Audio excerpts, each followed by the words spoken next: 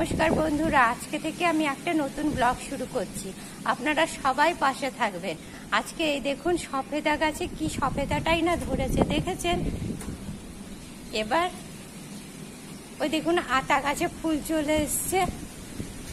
এবার এই দেখুন আমি আমড়া পারবো। দেখেছেন গাছে কত আমড়া ধরেছে। চলুন কিছু আমড়া পেড়ে নিই। আজকে কি দারুণ আমড়াগুলো পেড়েছি, দেখেছেন কি সুন্দর। এগুলো টক খেতে দারুণ লাগে। চলুন এটা এবার ছাড়িয়ে নিই, ছাড়িয়ে টক রান্না করি। এইভাবে আমড়াগুলোকে প্রথমে ডাঁটি থেকে ছাড়িয়ে নিচ্ছি। দেখুন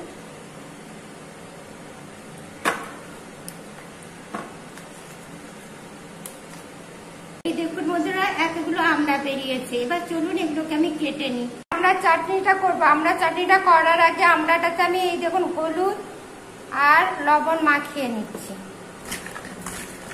এই দেখুন বন্ধুরা, এবার আমরা চাটনিটা বসাবো। আমরা চাটনিটা বসানোর জন্য তেলটা গরম হয়ে গেছে। এবার আমি এর মধ্যে গোটা সর্ষে দিয়ে দিলাম আর শুকনো লঙ্কা দিয়ে দিলাম। এবার এর মধ্যে আমড়াটা যে নুন হলুদ মাখিয়ে রেখেছিলাম সেটা দিয়ে দিলাম।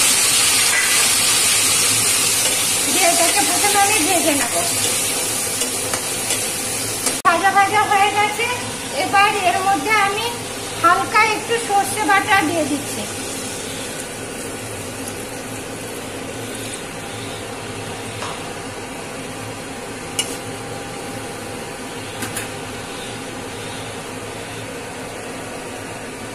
এবার এর মধ্যে আমি একটুখানি চিনি 2 চামচ চিনি দিয়ে দিলাম। এই দেখুন